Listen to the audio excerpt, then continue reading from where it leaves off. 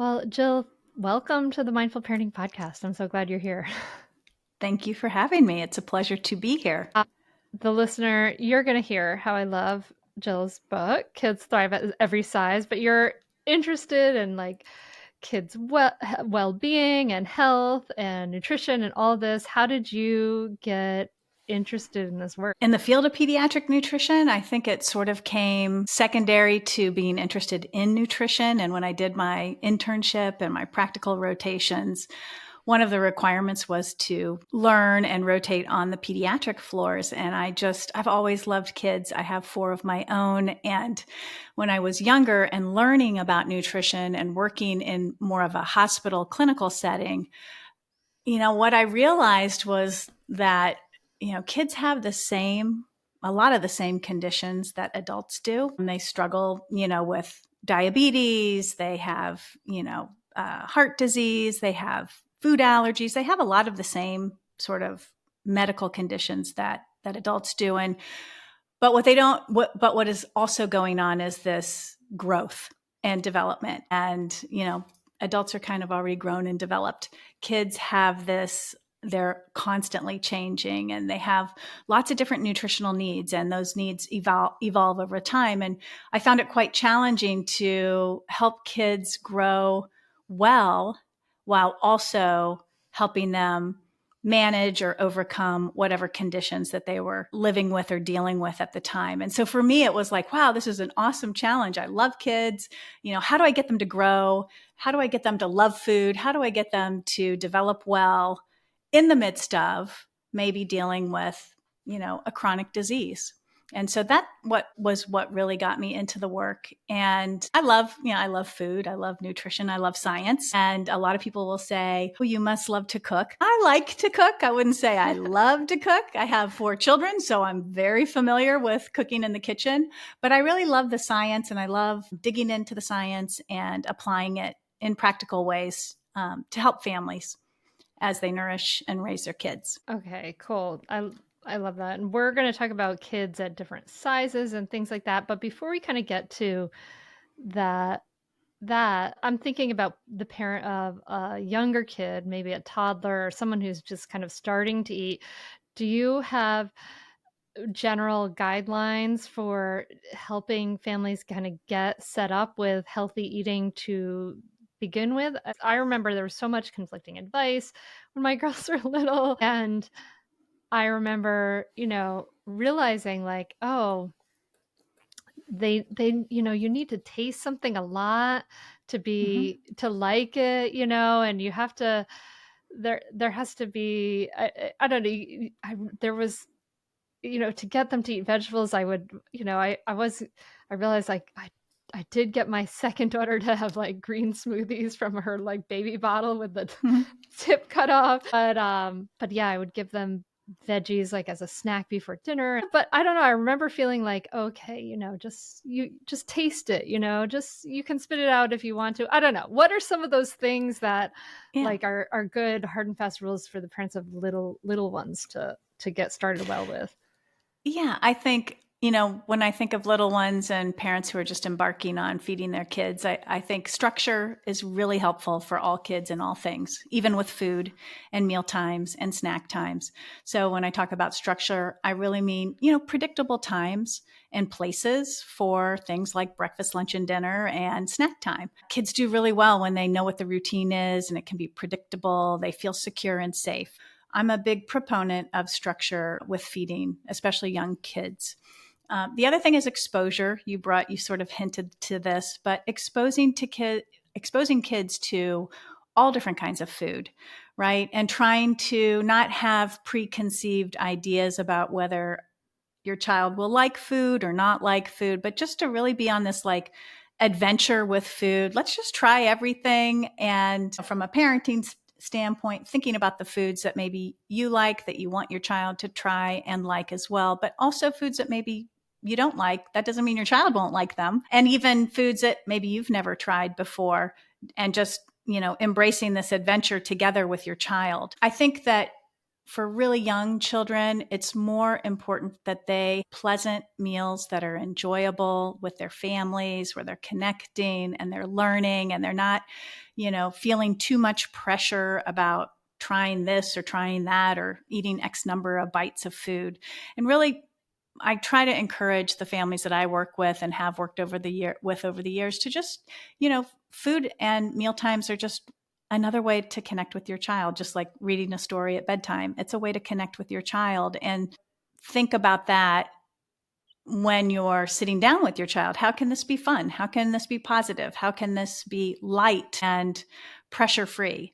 I think those are really good tenets to follow when you're just starting out with children. I don't think parents have to get too hung up on what they're feeding their children as much as personally, I would like to see parents get a little more hung up on, how are we connecting? How is the vibe at the dinner table? Is it feeling good for everyone here? I think that's more important, especially with young children. I always want children to come to the table excited to be there, happy while they're there, and satisfied both emotionally and physically when they leave. Yeah, yeah, I think that overall I love that question, "What's the vibe?" I Yeah. think that's such a great, because thinking about then how it plays out sort of down the road, at this point now my daughters are teenagers and we love getting together around the dinner table. We talk. It's a great connecting place and it's Yeah. that way because it has been that way for a while. Structure, you talked about structure and you talk about that in the book and kind of like some like routines and boundaries and structure. I remember struggling with like giving my kid like a snack after dinner if they didn't eat the food that was there at the table. Maybe they didn't like it that much, but then or I even seeing this in other family members like then like seeing the child then like eat like just a bunch of toast after dinner or whatever. Yeah. What do you I mean, I remember at one point we were like, okay, listen, dinner is at dinner. This is when the food is. And Mm-hmm. we had heard an adage of like, you decide what and when, they decide if and how much. And I thought, Yes. okay, so we decide what and when. So dinner's going to be at dinner. It's like a mess and they're just waiting to after dinner to eat this other food. And I thought, okay, we're not going to do that. And there was one night when my kid went to bed, like hadn't eaten much of anything and was a little grumpy. And is that something that is frowned upon? Is that something that's okay? How do parents negotiate holding these boundaries that they might have? Yeah. The boundaries can be tough and it can be tricky. No parent feels good about uh, Im, imparting consequences, right, to any behavior. It doesn't feel good to make your child quote unquote suffer the consequences. I think it's a parenting decision. I think for some families, holding the line and saying, this is dinner, this is the time we all sit together. I've made an effort to put one or two things on this table that I know you like. If you decide not to eat it, that's okay. That's your decision, right? And let the consequences play out. But for other families, honestly, Hunter, that won't feel good. It won't ever feel good. And that might not feel good because of past experiences those parents have had. And so what I know about children, they tend to follow the lead of their parents. And if their parents say, we're having dinner at XYZ time, we expect you to sit at the table. You don't have to eat, but we expect you to sit with us. And over a period of time, that child gets a snack before bedtime to make up for not eating something at dinner time. That's going to be a pattern. And so I'm not dodging the question in that I'm Mm, just throwing it back out there to say it's really think about the long-term consequences of the choices that you're making. So if your child gets into a pattern of eating toast every night before they go to bed because they're not eating dinner, that's not going to feel good for probably the whole family, right? But you mm, have to make that decision. Parents have to make that decision. Again, I think that kids are very resilient and very willing to follow leadership. And I think for parents, it's really making the decisions about what they want dinner to look like, what they want their evenings to look like. I'm not opposed to snacks at bedtime. I think if they're part of the routine, then they're part of the routine, right? It's mm. when they're not part of the routine and they show up because of different, you know, behaviors at the table or different decisions at the table and they become part of the routine, it might not feel good to families. So it's just a matter of thinking things through. How do you want these things to play out? Yeah, yeah. That I think that's a very, very wonderful diplomatic answer because, but yeah, it might feel good for some families, and for other Mm-hmm. families, they're frustrated and they don't know how to stop it. But it's like how to hold that boundary that might be challenging. And you have in your book, which I really love, Kids Thrive at Every Size. You have boundaries. This is kind of something we're going to talk about later, but there are healthy boundaries that we have, and I love that you have these sort of you have skillful messages to Mm-hmm. for parents to hold these boundaries. You say, for instance, you have like a whole chart on it, and you say, the kitchen is closed now. It will be open for snack, lunch, or dinner at whatever time, right? And I think Mm-hmm. that's a healthy way to hold our boundaries, and you say things like food stays in the kitchen, let's sit down, right? Or no phones at the table. Or I like how you say, don't yuck my yum. Use your manners. Don't yuck my yum. Yeah, yeah, yeah, yeah. Yeah. Yeah, I think the boundaries are, those are examples of boundaries, but there's also a piece of anticipation for the child. So we're having, the kitchen is closed now, but here's when you can have a snack in the future. So you're providing reassurance that in the future, yes, you can have, snacks. You might say, no, we're not having dessert tonight because we had cupcakes at the soccer field and you had Girl Scouts and had a treat there. So tonight we're not going to have dessert, but tomorrow night we can have dessert. Let's put our heads together and see what we want that dessert to be. So that reassurance, it's holding the boundary, but also reassuring the child that there'll be food at this time. We can have sweets another time. Like telling the child, the no without the explanation or without the Mm.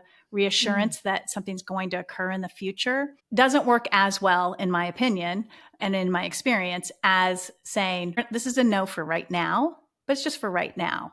Later, we can do that. And let's figure out when that's going to be.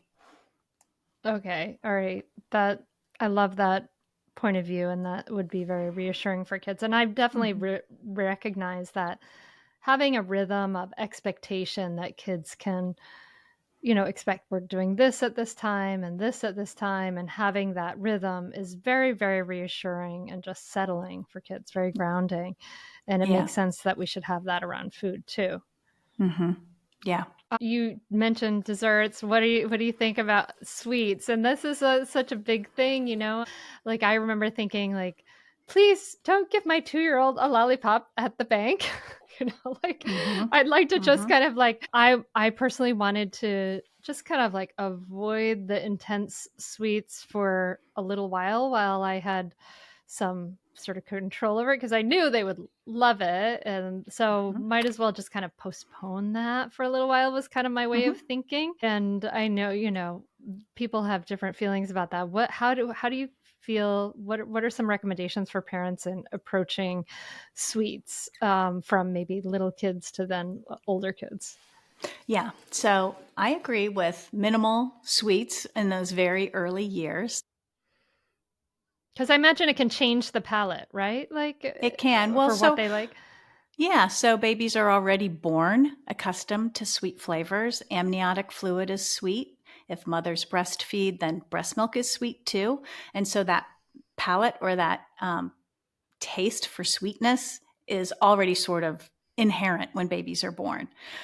So I think it makes a lot of sense to hold off as long as you can. I think of it through sort of this nutrient lens. We know that toddlers and young children have very high nutrient needs and tiny, tiny tummies. So there's not a lot of room in their diet for things like sweets. That being said, I'm all about the first year birthday cake. I think that's a lovely experience for children. All of mine had it. I also recognize that as you have more children, more than one or two, those little children are going to get exposed to sweets earlier and earlier by their older siblings.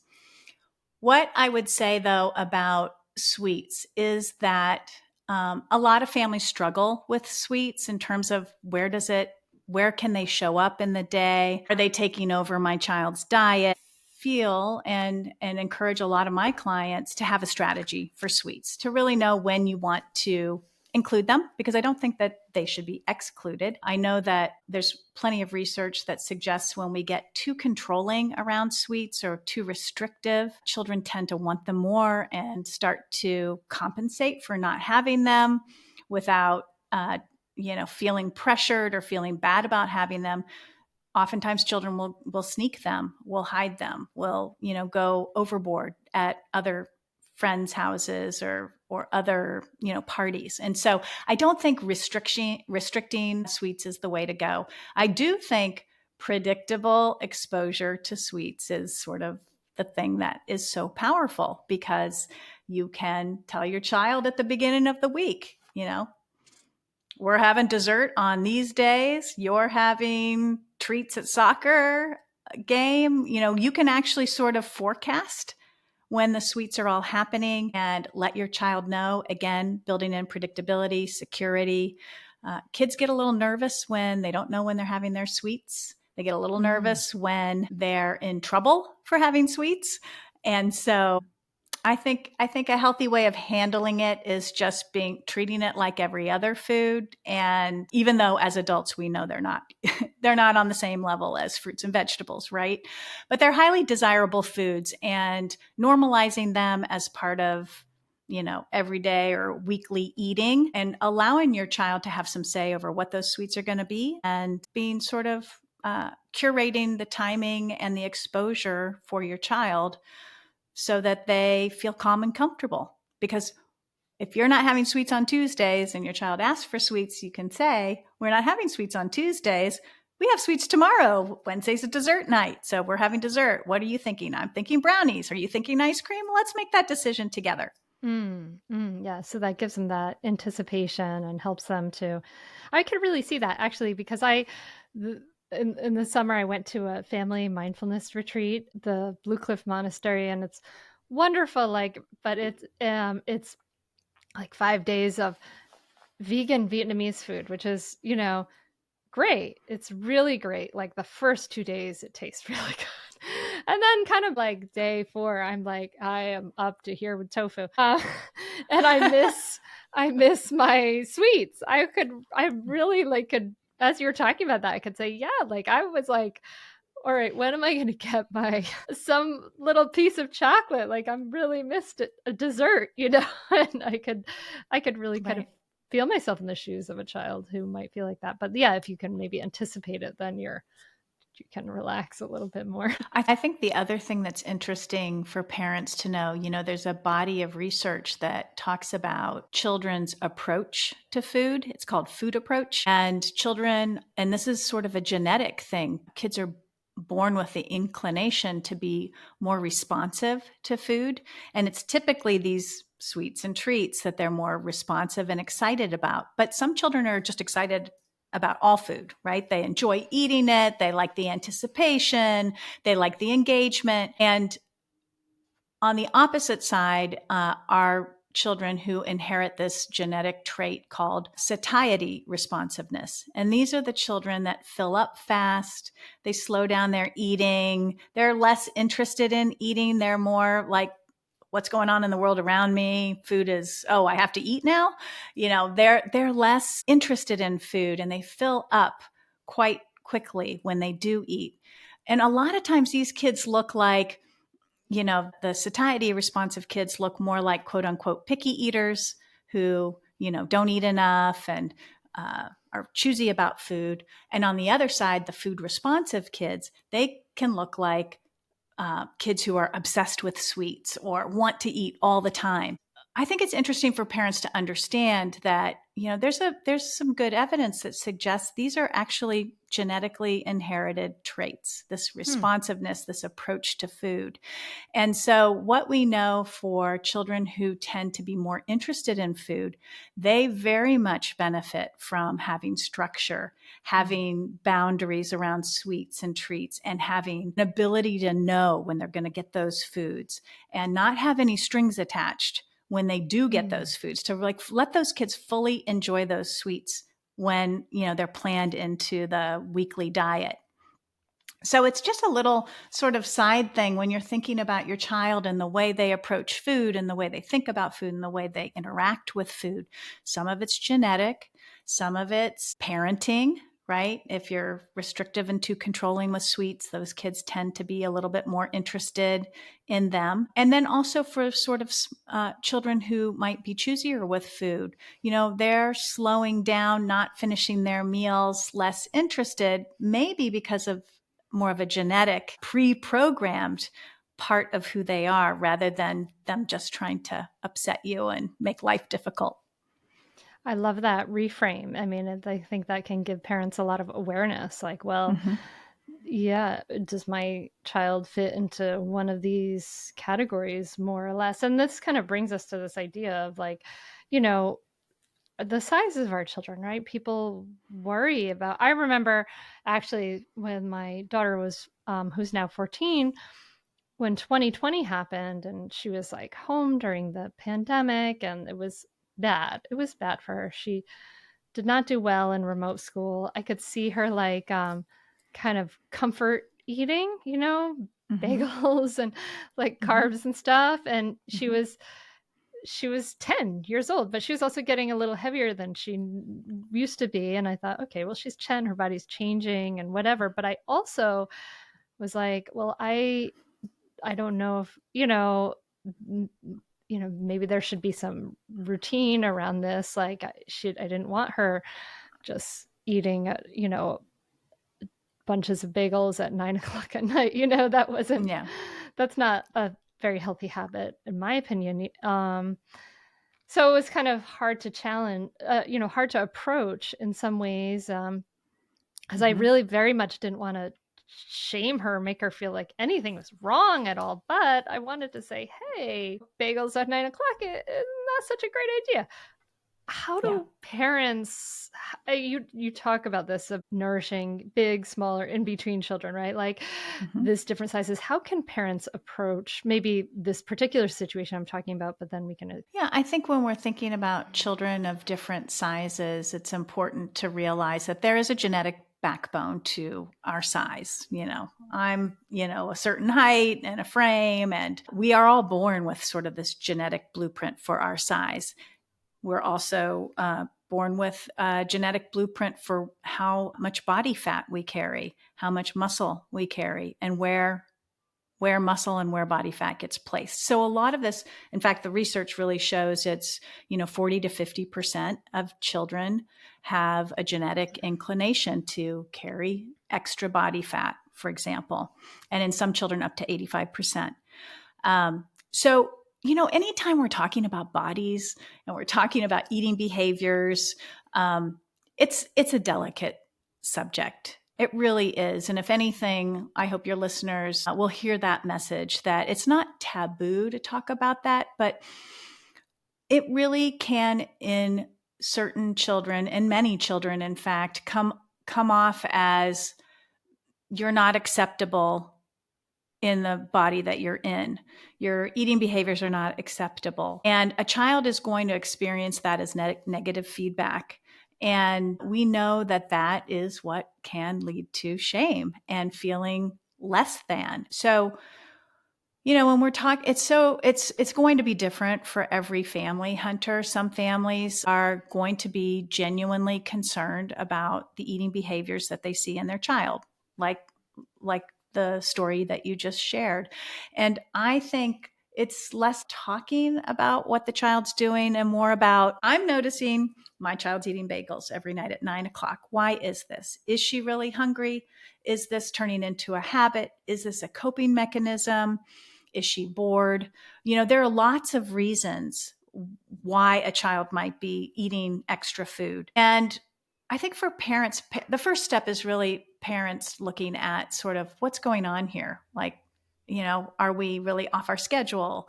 Are we all eating more? Have I let the kitchen open all the time? And in the pandemic, I think a lot of parents did that. I know myself too. My kids were in the kitchen. All four of my grown kids moved home. We were at one point, I was like, is this kitchen ever closed? It's like we have a meal, we clean it up, and then somebody's making sourdough bread. And it's like the kitchen was just like there was all this activity.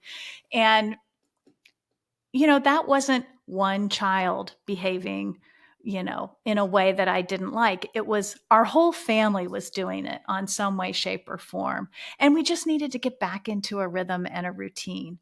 And so if you see your child, developing these eating behaviors that you feel aren't healthful, I would first, just as the parent, step back and say, how can I sort of corral this a little bit better?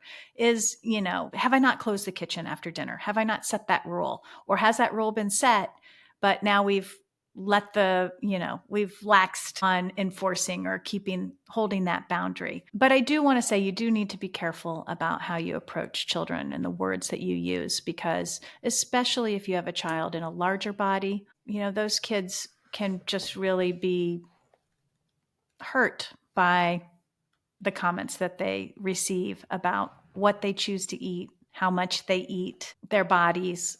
And that's where we have to, I think, and I hope this book helps families quite a bit with that, because that's where I think we can collectively as a society do a little bit better Mhm. in terms of how we talk to children with differently sized bodies. Yeah, and you have some ways of talking about it, that I think are very helpful. One part in particular I liked in your book was where you talk about how to talk about satiety, and like the idea of you say you can use the terms like hungry belly and happy belly, kind of keeping it simple. What is your tummy telling you? Is your tummy happy? Does your belly need more?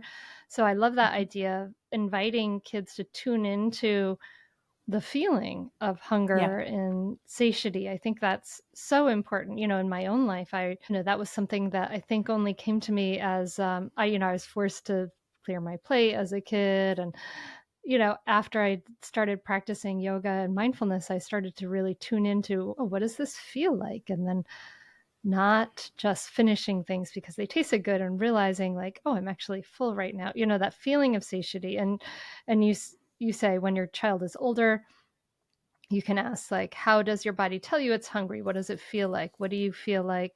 What does it feel like when your tummy is getting full? Yeah, and you invite in some mindfulness as well. Tell me a little bit more about that.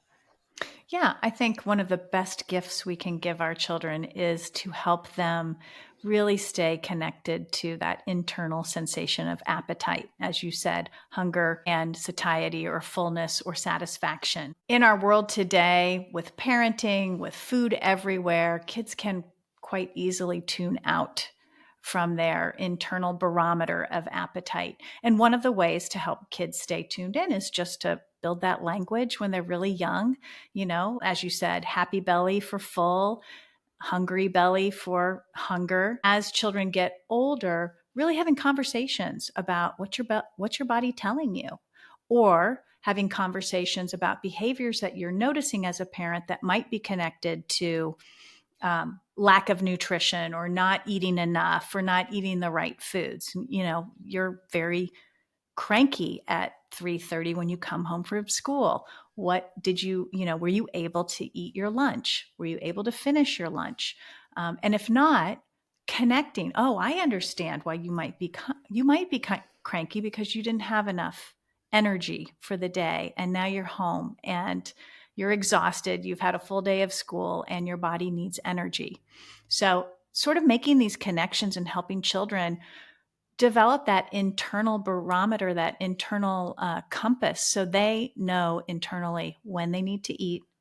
And then also recognizing, uh, you know, I don't like to say fullness because I don't really coach families or my own children to get to fullness. I try to say, are you satisfied? Do you Mm. feel good right now? Have you had enough? And this is something that is very beneficial to kids over time, even into the teenage years, knowing that using all the senses. The mindfulness exercise that you mentioned is sort of this exercise I map out in the book, where you take a raisin or a Hershey Kiss, and you go through, I think it's 9 or 10 steps of just, what does it feel like on your tongue? What does it smell like? What does it feel like in your hands? Can you feel it going melting in your mouth? Can you feel it going down your throat? Can it's just this, like, it takes, I don't know, maybe 3 or 4 minutes at the most to go through this exercise, but it really helps kids sort of note how food gets from mouth into stomach, but all the sensations, all the sensory experiences of eating. And that's also important because so many of us are just, we eat fast. We're not pacing ourselves with eating. We're plowing through a meal in 5 minutes. And are we even tasting the food? Right? Do we even know if our body needs more or is happy? And so these simple exercises, these simple conversations can really help kids be internally aware. And it is such a gift later on. I mean, it can tie into what I say to my kids now who are in their 20s, what's your gut tell you about this? Like, I turn Mm. everything back on them. I don't need to make decisions for you anymore. What is your gut? What do you have? What do you have access to help you make this decision?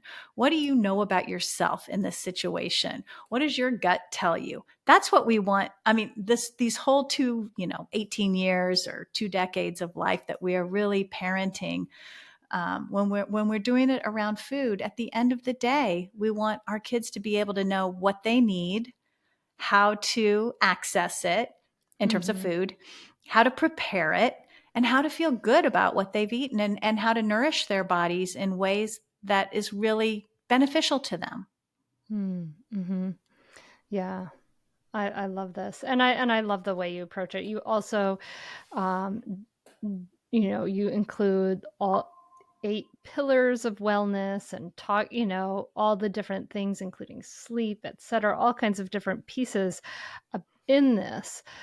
Mhm. So looking at the whole child in a wonderful way, and I encourage you, dear listener, to really check out Kids Thrive at Every Size to dive into all of this. But I wanted to also touch on, before we run out of time here, one of the things, of course, that we talk about in mindful parenting and raising good humans is how our own challenges, our own triggers, and our own things from our own childhood can really impact our parenting and how we react to different things in our family. And I imagine that is very much true for eating. And I was wondering about how parents' own eating and body issues can affect the way their children eat, and maybe what parents can do to mitigate that. Yeah, that's a great question. And I think, if you have parents who are listeners who are out there raising children with a larger body, there can be a lot of fear that goes with that, a lot of worry around the health of their child, but not only that, the emotional well-being of their children, because our society, has there's a lot of stigma and bias around people in larger bodies and sometimes in smaller bodies too.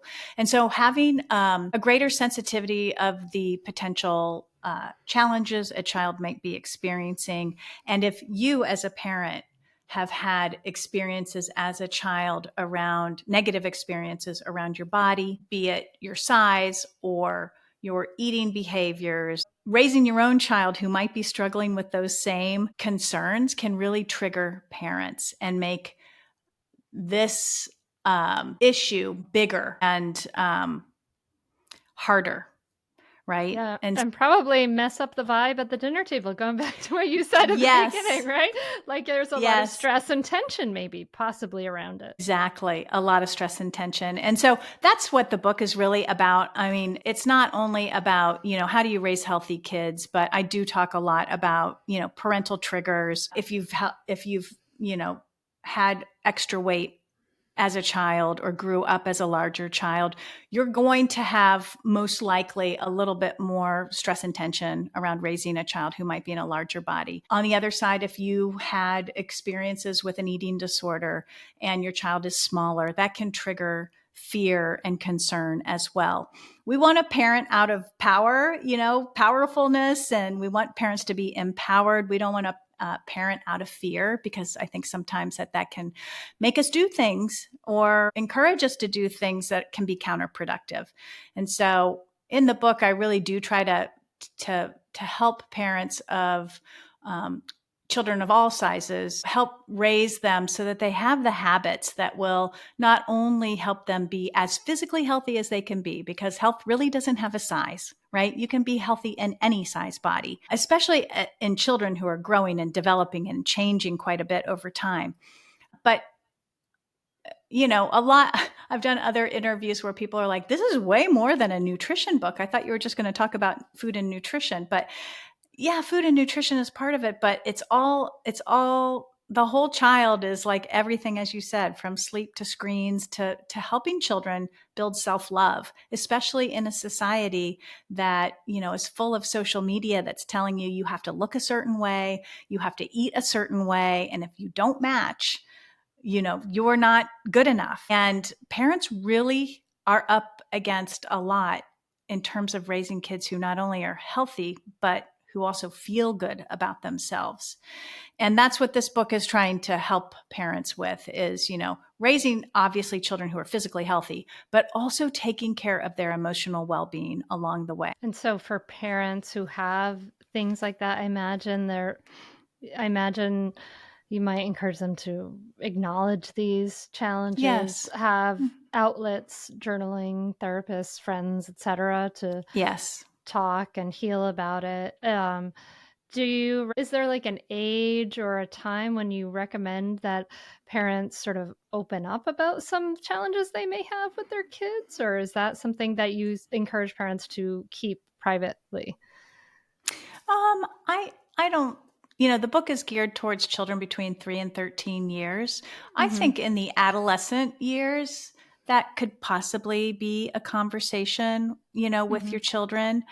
Um, Again, so much of it depends on the relationship you have with your child and how it's shared. Families are really very powerful, and parents are very powerful in helping their children grow up healthy and happy. And the unity of a family and the cohesion and the communication is really what children of all sizes needs, right? But especially those children who are growing up in our society with larger or smaller bodies. And so, yes, I think, I have talked with my kids about my struggles as a child, how I was raised, how I was parented around the table, and why I've made different choices as a parent myself. I think that's a very relevant conversation with children who can process and handle it. Mm-hmm. Yeah. And so to me that's the older child, the middle school child, but again, that can depend on the maturity of the child as well. Yeah. Yeah. Yeah. Well, like I said, I really appreciate your book and how you encourage this balanced path rather than like one extreme or the other. You're not Yeah. saying like, let go of all the, just trust your child, let go of any, you know, let them eat all, and you're not like encouraging restriction. It's this, Mm. you have a wonderful, very balanced middle path. I'm always looking for the middle path, as Same. anyone who's listened to this podcast knows. And it can be hard because then It, it's like it's kind of easier at the extremes, but to yeah. really look at the complexities and the black and white and the grays and all the different areas and the way it you know your book way it fills into all these other areas of our lives. So I want to say I appreciate it enormously, and thank you so much for writing Oh, such a helpful book. thank you. Thank you so much. So it's Kids Thrive at Every Size. Jill Castle, where can people find out more about you, and do you have any final things you might want to say to the listener?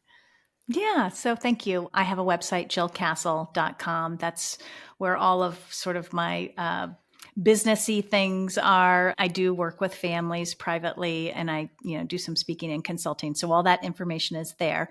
But I have a second website that has free articles and a podcast, and that's called thenourishedchild.com. So you can find me over in those places, and social media. I'm on Instagram. I am PDRD. So I am there, not as much as maybe some other people, but I am there. And what would I love to say to parents? I think when I wanted to write this book, I was very uncomfortable with where I was seeing the world going in terms of either a focus on solely physical health or solely on emotional well-being. And I took on the challenge figure out a path that would be more reasonable for families and beneficial for children and celebrate children of all sizes because you know it's what's on the inside that's the most important thing. And I want all children to be healthy, but I really want all children to feel good about themselves. And I recognize, and you probably also, Hunter, recognize it's getting harder and harder for kids to grow up feeling good about who they are and the skin that they're in. And they need their parents and their caretakers and their extended family and their peers and their friends and their teachers and their doctors to all just, help support them in ways that are non-stigmatizing, that emphasize their character and their inner qualities, and spend less time emphasizing what they look like. Yes. Amen. Amen. I love it. Well, thank you so much for coming on the Mindful Parenting Podcast. I really, really appreciate you sharing your time with us. Thank you so much, Hunter. It's been a pleasure to be here with you today.